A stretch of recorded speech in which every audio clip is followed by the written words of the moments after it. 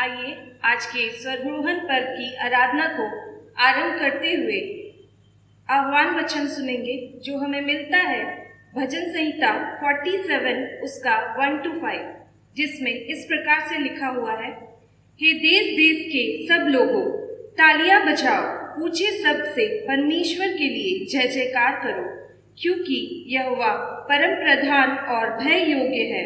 वह सारी पृथ्वी के ऊपर महाराजा है।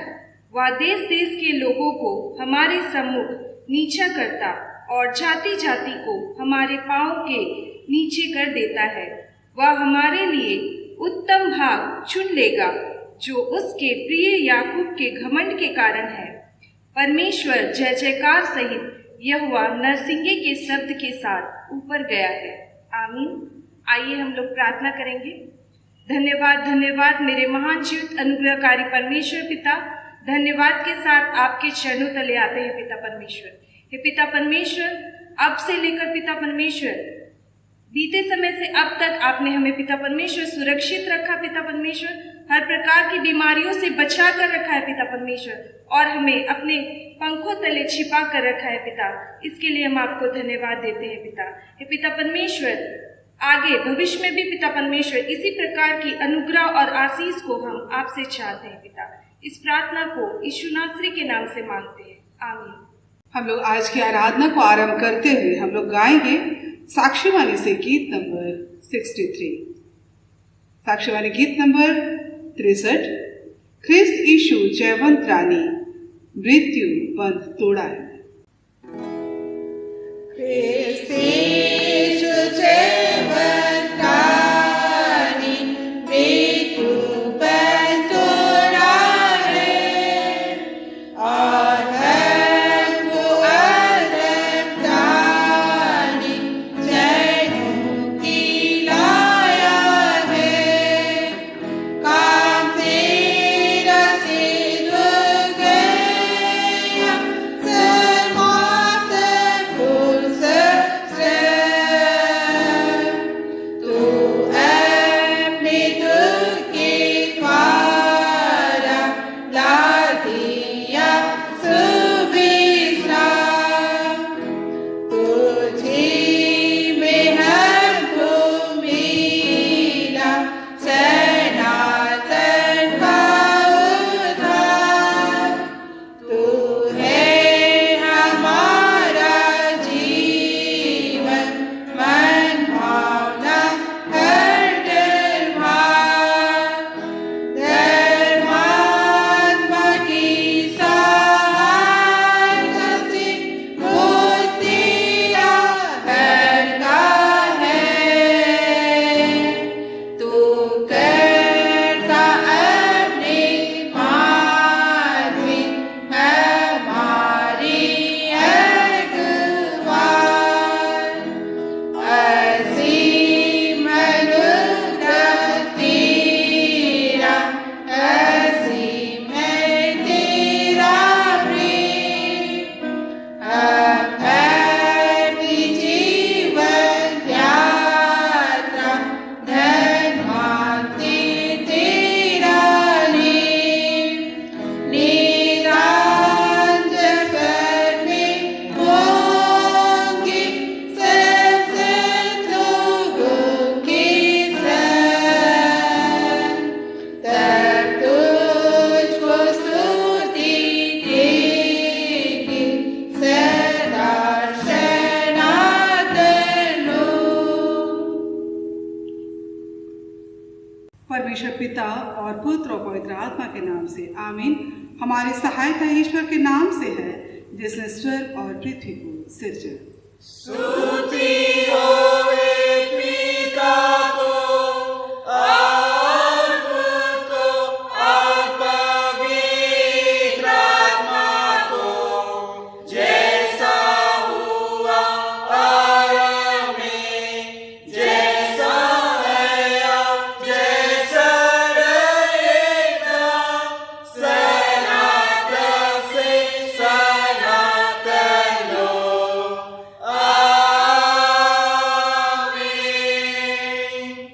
हम ईश्वर के सामने अपने पापों को दीनताई से मान लें। हे सर्वशक्तिमान ईश्वर दयालु पिता, हम दीनताई से अपने सब पाप और अपराधों को तेरे सन्मुख मान लेते हैं। तू अपने प्रिय पुत्र हमारे प्रभु यीशु ख्रिस्त के कारण हम पर दया दृष्टि कर और हमारे सब पापों को क्षमा कर। आमीन। प्रभु हम पर दया कर, ख्रिस्त हम पर दया कर, प्रभु हम पर दया कर। यदि कोई पाप करे तो पिता के पास हमारा एक सहायक है, अर्थात धार्मिक यीशु ख्रिस्त, और वही हमारे पापों के लिए प्रायश्चित है, और केवल हमारे नहीं परंतु सारे जगत के पापों के लिए भी। पहला यूहन्ना 2:1-2। आमीन।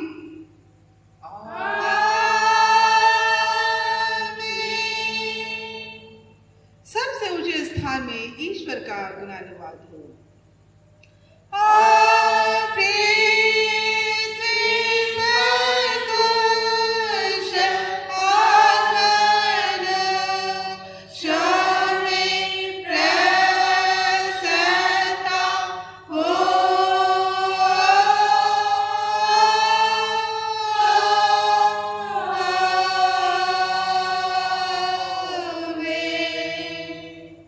प्रभु तुम्हारे संग हो।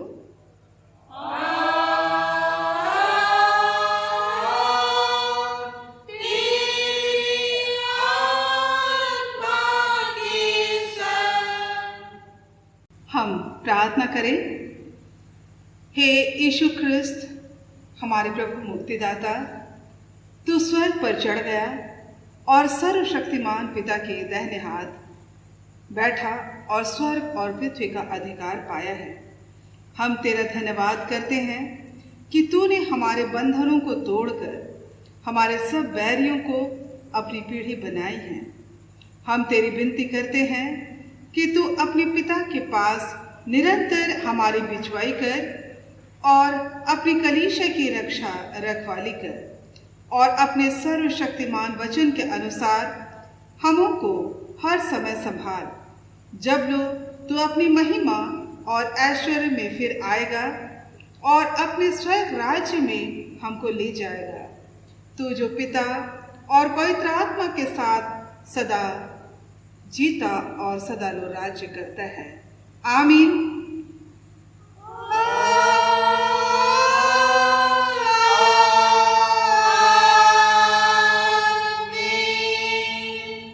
तेरा धन्यवाद हो हे ख्रिस्त यीशु। Hallelujah hallelujah hallelujah hallelujah. अब हम समस्त क्रिस्तियानी कलीसिया के संग अपना महापवित्र विश्वास को मान लेकर यूं कहें। मैं विश्वास करती हूँ परमेश्वर पिता पर, जो स्वर्ग और पृथ्वी का सर्वशक्तिमान सृजनहार है, और उसके इकलौते पुत्र अपने प्रभु यीशु ख्रिस्त पर, जो पवित्र आत्मा से गर्भ में आया, कुमारी मरियम से उत्पन्न हुआ, पांतुस पिलातुस के आगे से दुख उठाया, क्रूस पर चढ़ाया गया, मरने और मारा गया, पाताल में उतरा, तीसरे दिन मृतकों में से जी उठा, स्वर्ग पर चढ़ गया और परमेश्वर सर्वशक्तिमान पिता के दाहिने हाथ बैठा है, जहाँ से वह जीवितों और मृतों का विचार करने को फिर आएगा। मैं विश्वास करती हूँ पवित्र आत्मा पर, एक ही पवित्र क्रिस्तियानी कलीसिया, पवित्रों की संगत पर, पापों की क्षमा, लेके जीवन और अनंत जीवन पर। आमीन।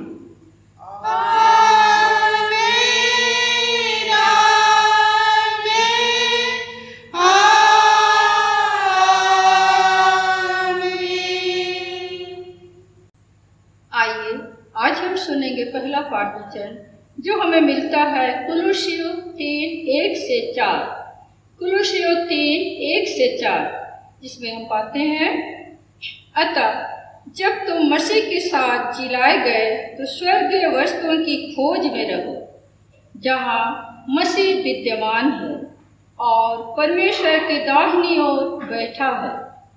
पृथ्वी पर की नहीं परंतु स्वर्गीय वस्तुओं पर ध्यान लगाओ, क्योंकि तुम तो मर गए और तुम्हारा जीवन मसीह के साथ परमेश्वर में छिपा हुआ है।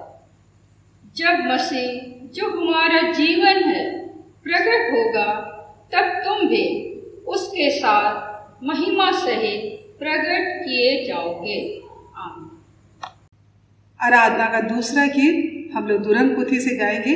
दुरंग पुथी गीत नंबर 285 285।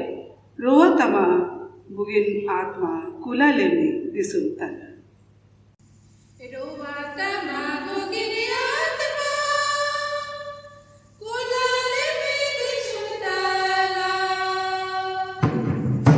रोआ तमा बुगिन आत्मा कुला लेने दिसुनता।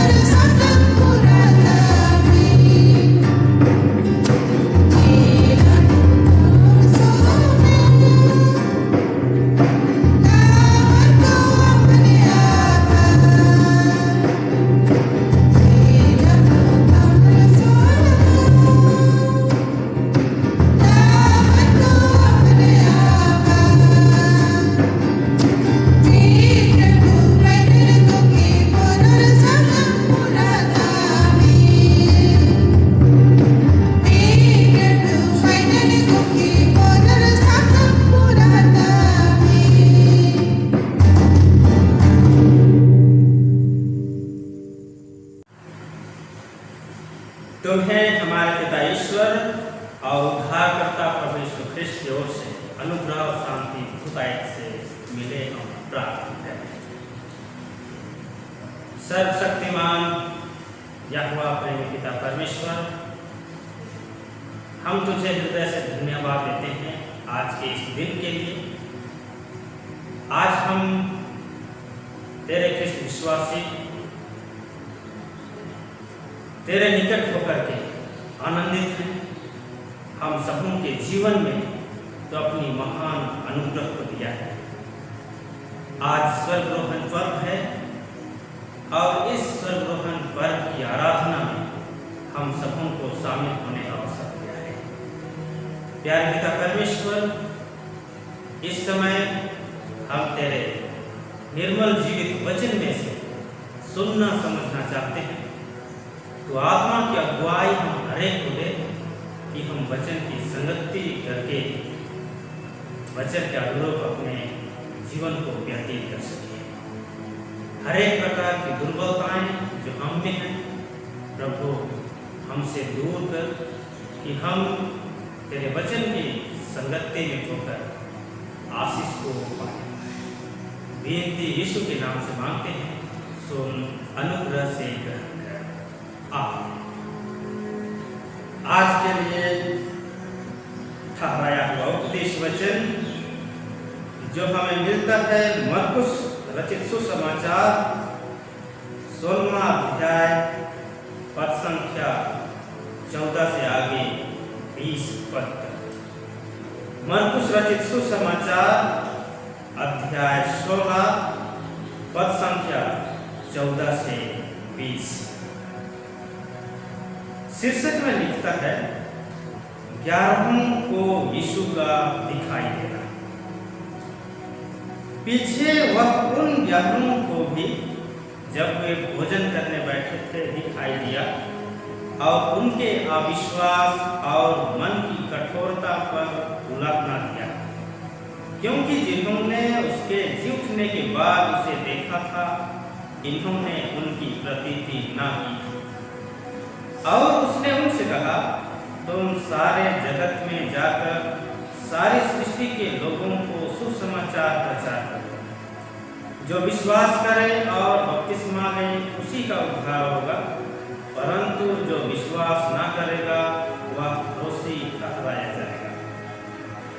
विश्वास करने वालों में ये चिन्ह होंगे कि वे मेरे नाम से दुष्ट आत्माओं को निकालेंगे, नई नई भाषा बोलेंगे, सांपों को उठा लेंगे, और यदि वे प्राण नाशक वस्तु भी पी जाएं तो भी उनकी कुछ हानि न होगी।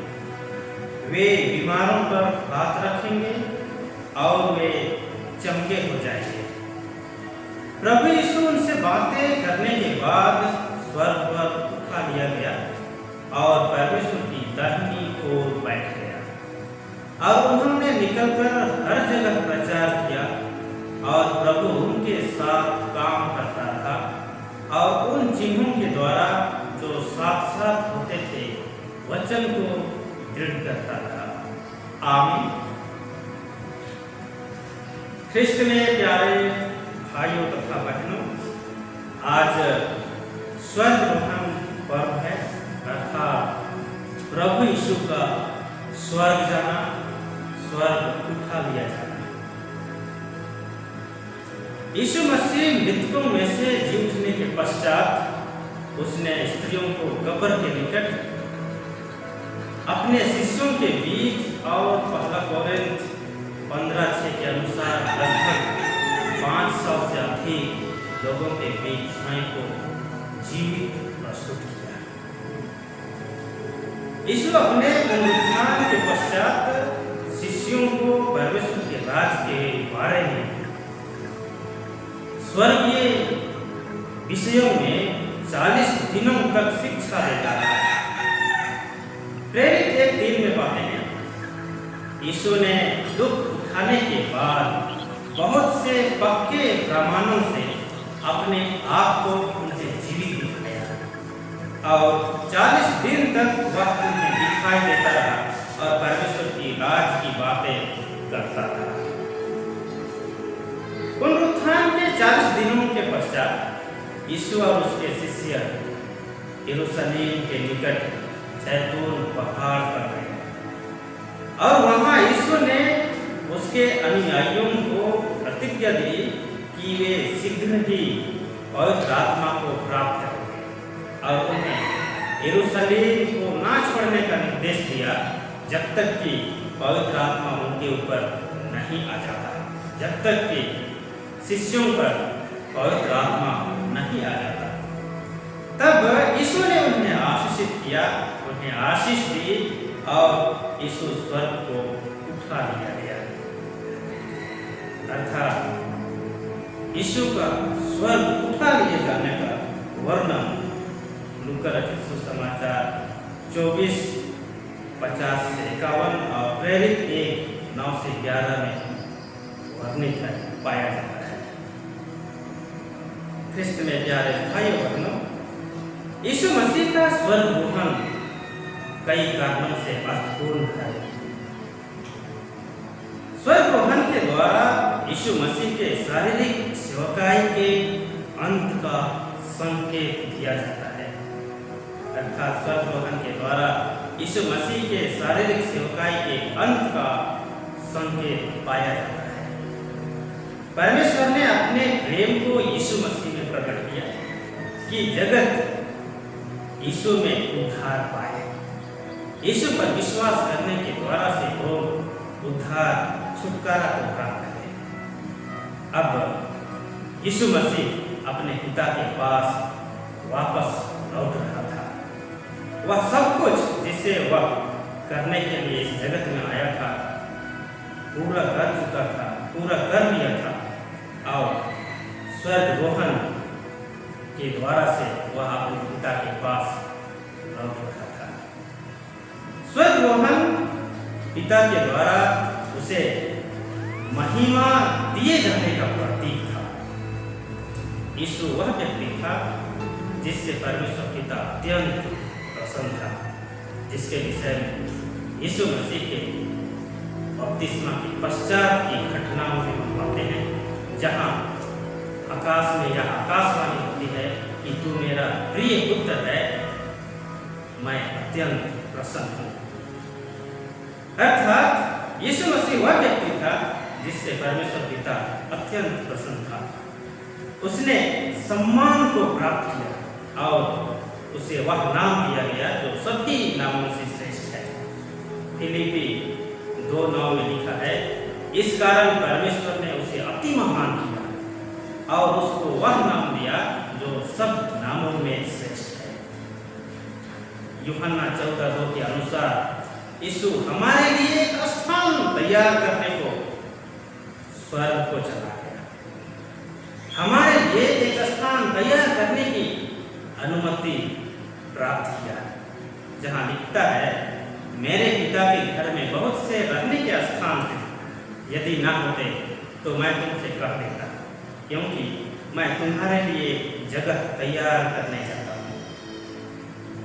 इस प्रकार से स्वर्गरोहण का अर्थ प्रेरित 1:11 के अनुसार यीशु जिस रीति से स्वर्ग उठा लिया गया, उसी प्रकार वह जगत में फिर आएगा। तब तो प्यारे भाई बहनों, यीशु मसीह का स्वर्ग उठा लिया जाना, स्वर्गरोहण होना हम सबों के लिए, यीशु मसीह के लिए अर्थपूर्ण है।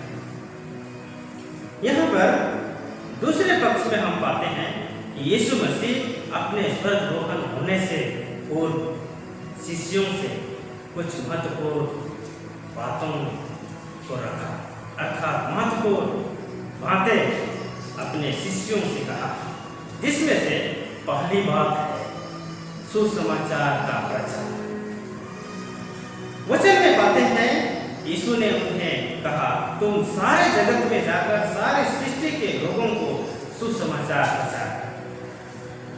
मत्ती 28:19-20 के अनुसार यीशु ने अपने शिष्यों से कहा, इसलिए तुम जाओ, सब जातियों के लोगों को चेला बनाओ और उन्हें पिता और पुत्र और पवित्र आत्मा के नाम से बपतिस्मा दो और उन्हें सब बातें जो मैंने तुम्हें आज्ञा दी है मानना सिखाओ।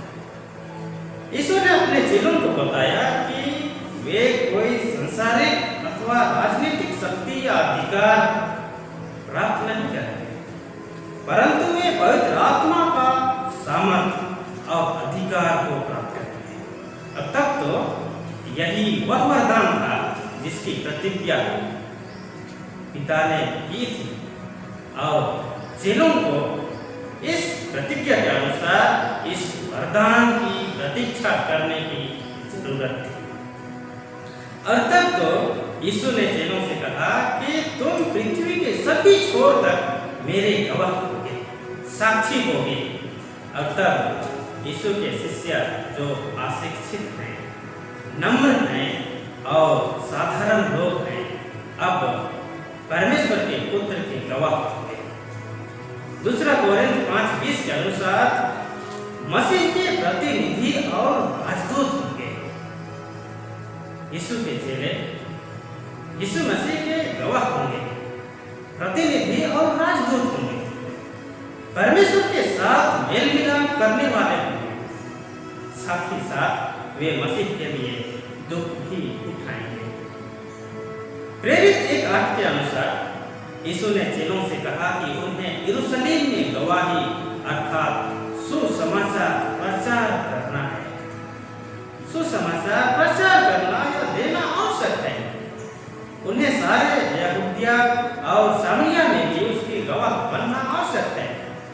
इसके साथ ही साथ यीशु के शिष्यों को पृथ्वी के छोर तक मसीह के संदेश को प्रचार करना आवश्यक है, जरूरी है।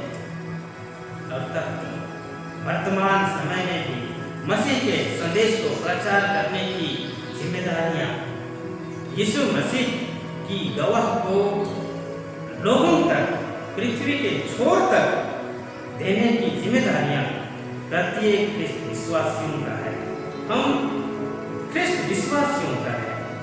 फिर भी सभी मसीहियों को बनने के लिए, उपदेशक बनने के लिए बुलाया नहीं गया है, परंतु सभी मसीही लोगों को गवाह बनने के लिए बुलाया गया है।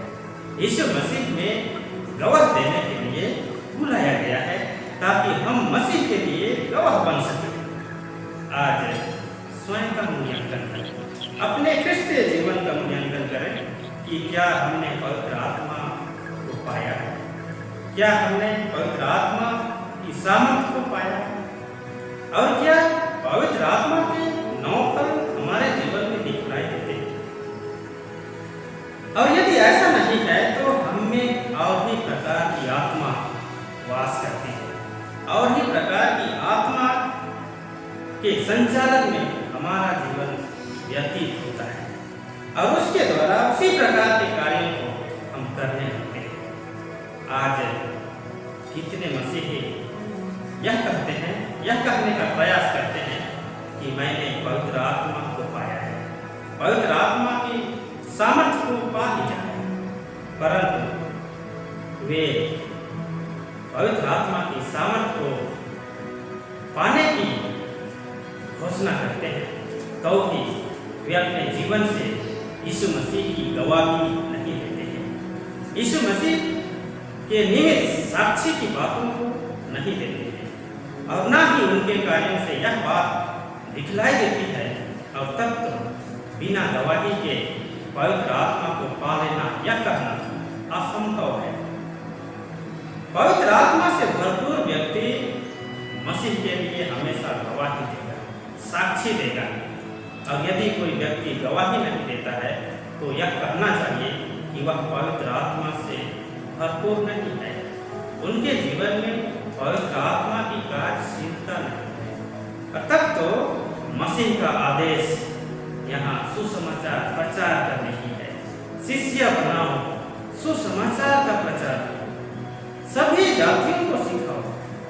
इस आज्ञा का हम उल्लंघन करते हैं, इस आज्ञा का हम अवहेलना करते हैं। इसलिए चाहे हम जहाँ कहीं भी हों, हम जिस भी परिस्थिति में हों, जहाँ भी हों, पवित्र आत्मा में भरपूर होकर हमें यीशु मसीह की खातिर गवाह बनना आवश्यक है।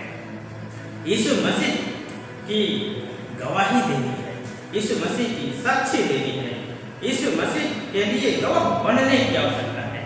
हमें मसीही गुणों, व्यवहारों और आदर्शों के द्वारा दूसरों को मसीह के लिए जीतने का प्रयास करना चाहिए। दूसरी बात है, विश्वास करने वाले सामर्थ्य प्राप्त करेंगे। यहाँ पर यीशु मसीह ने प्रतिज्ञा की है कि जो विश्वास करते हैं वे दुष्ट आत्माओं को बाहर निकालने की शक्ति प्राप्त करेंगे। जो विश्वास करते हैं, जो विश्वास करेंगे, उनमें परमेश्वर की सामर्थ्य, पवित्र आत्मा की सामर्थ्य प्रकट की जाएगी।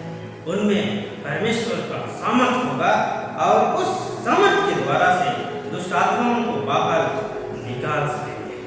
प्रेरित 5:14-16 के अनुसार चेलों में वह सामर्थ्य थी, पवित्र आत्मा के द्वारा से वे समर्थी थे, जिससे लोग बीमारों को सड़कों पर लिटा देते थे कि पतरस आए और उसकी छाया ही उसमें पड़ जाए और उसके द्वारा से वह चंगा हो जाए।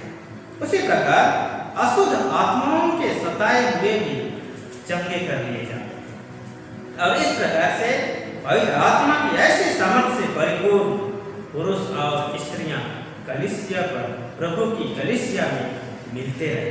अर्थात लोग, विश्वास करने वाले लोग परमेश्वर की आत्मा के द्वारा से सामर्थ पाते रहे, जिसमें प्रेरित 6:8 के अनुसार वे बड़े बड़े अद्भुत काम और चिन्ह दिखाया करते थे।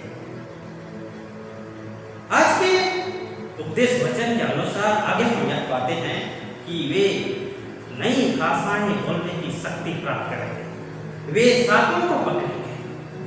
यीशु के शिष्य पेंतीकोस्त के दिन जब उनमें पवित्र आत्मा उतर आया तो पवित्र आत्मा से परिपूर्ण होकर वे लोगों के बीच में भिन्न भिन्न भाषा बोलने लगे, अन्य भाषा बोलने लगे। हर कोई शिष्यों के द्वारा से यह सुनते थे कि जो बोल रहे हैं वे अपनी ही भाषा में बोल रहे हैं। और तब तो यहाँ प्रकट हो जाता है कि शिष्य पवित्र आत्मा से परिपूर्ण होकर नई नई भाषाओं को बोलने लगे। उनमें अन्य भाषा बोलने की शक्ति आ गई, क्षमता आ गई और पवित्र आत्मा से परिपूर्ण होकर विभिन्न प्रकार के भाषा बोलने लगे। अर्थात ये सब काम पवित्र आत्मा के सामर्थ्य के द्वारा से किए जाते थे। वर्तमान समय में भी हरेक विश्वासी को कई प्रकार के वरदान दिए जाते हैं। 1 कोरिन्थ 12:4-11 के अनुसार हरेक ख्रिस्त विश्वासी को अलग अलग प्रकार के वरदान दिए जाते हैं, अलग अलग प्रकार के आत्मा की सामर्थ्य दी जाती है, जिससे इसका यह उद्देश्य होता है कि लोग एक दूसरे के साथ संबंध रख सके, एक दूसरे को लाभ पहुंचा सके, एक दूसरे से लाभ मिल सके और उसके द्वारा से यहोवा परमेश्वर पिता का महिमा हो सके। तीसरी बात है यीशु का पुनः आगमन। प्रेरित 1:9-11 में पाते हैं कि पुनरुत्थान के बाद यीशु 40 दिनों तक लोगों को दिखाई देता रहा। यीशु अपने शिष्यों के बीच में 40 दिनों तक जीवित दिखाई देता रहा। इसके पश्चात वह स्वर्ग पर उठा लिया गया। जब यीशु उनके देखते ऊपर उठा लिया गया और बादल में उसे छिपा लिया, तब शिष्य आकाश की ओर ताक रहे थे। और यहाँ की घटना यह बतलाती है कि यहाँ 2 पुरुष श्वेत वस्त्र पहने उनके पास उपस्थित होकर उनसे कहा, हे गलीली पुरुषों, तुम क्यों खड़े आकाश की ओर देख रहे हो? यही यीशु जो तुम्हारे पास से स्वर्ग पर उठा लिया गया है, जिस रीति से तुमने उसे स्वर्ग को जाते देखा है, उसी रीति से वह फिर आएगा। वचन के द्वारा से यह स्पष्ट कर दिया जाता है कि यीशु मसीह इस जगत पर पुनः आने वाले। यीशु मसीह का इस जगत में आना निश्चय है।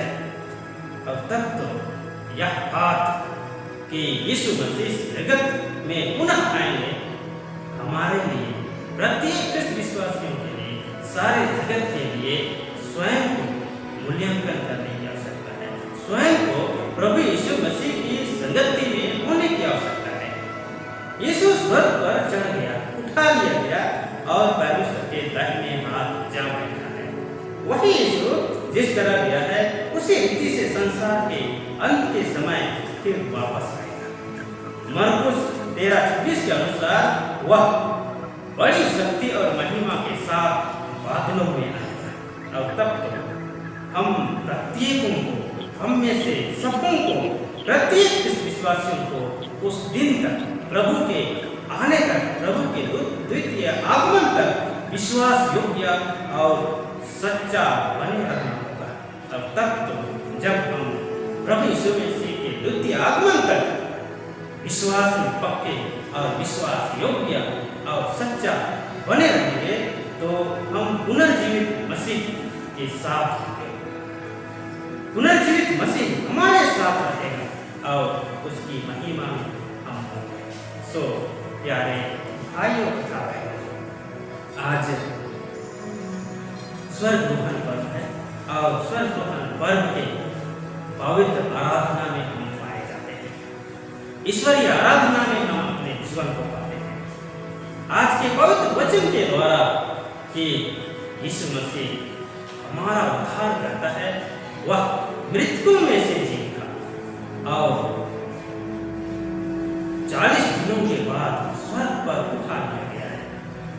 वह निश्चय इस जगत में अंतिम समय में फिर से आएगा। उसके लिए अपने आप को तैयार करने की आवश्यकता है। मसीह में हमें पवित्र आत्मा की सामर्थ्य दी गई है। परमेश्वर की आत्मा हम में है। हम उसकी अगुवाई में, आत्मा की अगुवाई में मसीह के पुनः आगमन के लिए तैयार हैं। अब तक तो निश्चय करके हम हरेक के जीवन में प्रभु अपने पवित्र संगति को देगा। हम यीशु मसीह के साथ अनंत जीवन के लिए स्वर्ग में उठाए जाएंगे। सो परमेश्वर आप ही हम प्रत्येक को आत्मा के द्वारा से सामर्थ्य अगुवाई दें कि हम प्रभु यीशु मसीह के पुनः आगमन के समय तक विश्वास योग्य और सच्चाई में दृढ़ बने रहें। परमेश्वर इस वचन के द्वारा हम सबों को बहुतायत से आशीष दे। आमीन। हम प्रार्थना करें। धन्यवाद यहोवा प्रेमी पिता परमेश्वर, इस घड़ी तूने अपने पवित्र वचन में से हमें अगुवाई किया है, वचन की संगति दिया है। निश्चय करके तो स्वर्ग पर उठा लिया गया है और परमेश्वर पिता के दाहिने हाथ पर विराजमान है। निश्चय तो जिस प्रकार उठा लिया गया है उसी रीति से जगत के अंत में पुनः संसार के न्याय के निमित्त तू आएगा। प्यारे पिता परमेश्वर, हम उस दिन तक, उस समय तक विश्वास में बने रहें, विश्वास योग्य और सच्चे हों, जिससे हम तेरे राज में पहुंच सके और तेरी महिमा में बढ़े। विनती यीशु मसीह के नाम से मांगते हैं, सुन अनुग्रह से आमीन। और ईश्वर की शांति जो समस्त ज्ञान से ऊर्ध्व है, ख्रिस्त यीशु में प्रत्येक के हृदय और मन की रक्षा करे अब से सदा। आमीन। आराधना का तीसरा गीत हम लोग अपनी भेंट को अर्पण करते हुए हम लोग गाएंगे रिवाइवल सॉन्ग से। Revival song number 135। Revival song number 135 प्रभु का धन्यवाद करेंगे, उसकी संगति में सदा रहोगे।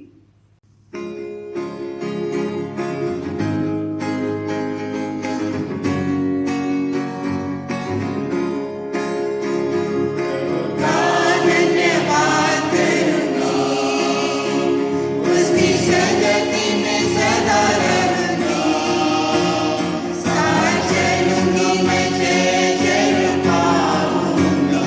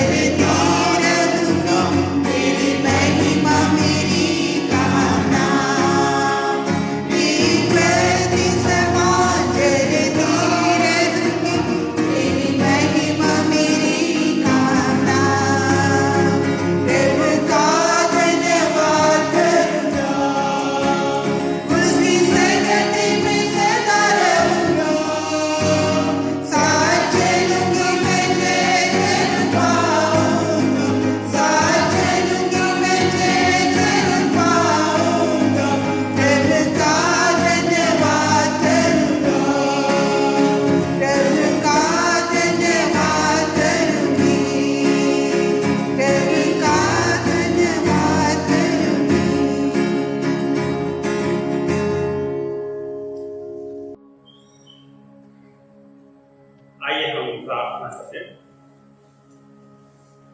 सर्वशक्तिमान दीन दयालु परमेश्वर पिता, हम फिर कर सारे मन से तेरा धन्यवाद करते हैं। आज सर्वरोहण पर्व है और सर्वरोहण पर्व के इस पवित्र आराधना में हम सबों को ले पहुंचाया है। वचन की संगति हर एक के जीवन में होने दिया है। होने दे प्यारे पिता परमेश्वर कि हम तेरे पवित्र वचन को जो इस समय सुनने पाया है वह हमारे जीवन में स्थान पाए, वह हमारे मन हृदयों में फले फूले और 100 गुना हम फल दे सके। प्यारे पिता परमेश्वर, इस घड़ी प्रार्थना की सीढ़ी में होकर के हम सभी को तेरे सामर्थ्य में समर्पित होते हैं।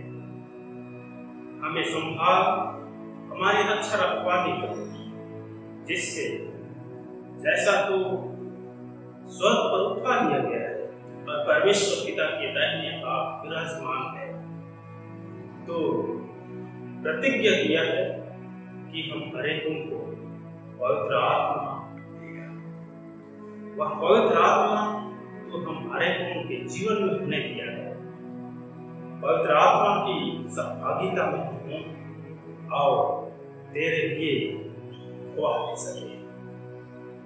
साथ ही प्यारे पिता परमेश्वर, जैसा तो स्वर्ग पर उठा लिया गया है उसी रीति से तेरा दूसरा आगमन होना भी है और उस द्वितीय आगमन तक हम सबों को अपनी पवित्र आत्मा के द्वारा से सामर्थ्यवान बना कि हम विश्वास योग्य और सच्चे, जिससे द्वितीय आगमन तक विश्वास योग्य हो, विश्वास में बने रहे, जिससे अनंत जीवन को पा सके।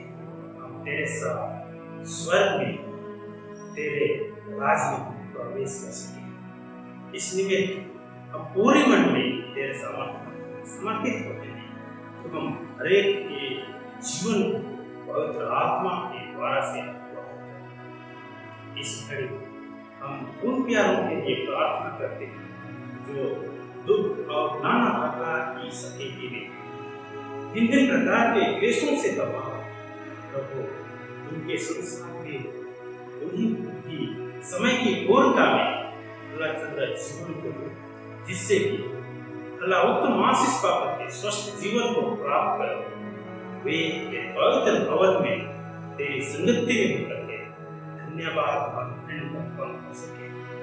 प्रत्येक परिवार निश्चय करके तो अपनी योजना के अनुसार स्थापित किया है, सबों पर अपनी अनुग्रह और कृपा दृष्टि में प्रत्येक परिवार तेरे आदर्शों में चलते हुए मसीह के जीवन में बढ़कर विश्वास में बने रहे। आज संपूर्ण देश लॉकडाउन महामारी हमारे जीवन में है और इस महामारी के द्वारा से है।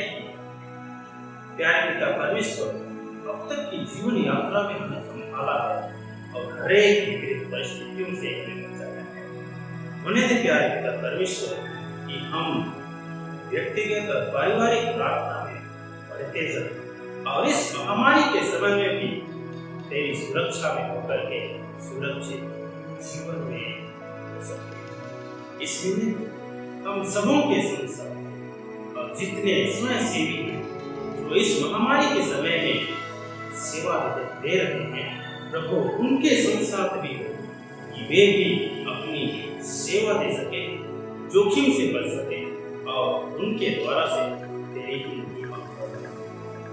प्यारे पिता परमेश्वर, हमारे परिवार के बच्चे जवान के जीवन के निर्माण में बढ़ते रहते हैं, उनकी भी अगुवाई कर उन्हें वो अपने ही मार्गदर्शन में आगे बढ़ा, सुंदर शिक्षा दीक्षा में आगे बढ़ते हुए उनके जीवन को संभाल और अपने जीवन के निर्माण में वे सफलता को प्राप्त करते हुए निश्चय धन्यवाद देते हैं। परमेश्वर संपूर्ण दयाशीष तो इस समय हम हर एक को दिया है, उसके लिए पीछे हृदय से धन्यवाद। और इस घड़ी हमने जो दया आशीष हमारी आवश्यकताओं के अनुसार नहीं मांग पाया है, तो दया का धनी होकर के अपने स्वर्गीय धर्मों को खोलकर हमें संपूर्ण अनुग्रह आशीष से गुनाहों को क्षमा कर दीन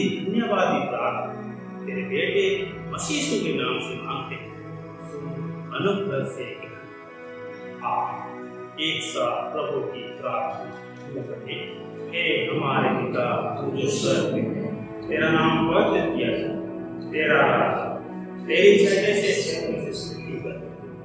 हमारे प्रतिदिन की रोटी आज हमको और हमारा अपराध को क्षमा जैसे हमें अपने अपराधियों को क्षमा करते हैं, और हमको परीक्षा में मत डाल और हमको बुराई से, क्योंकि राज और महत्व सदा तेरे। आमीन।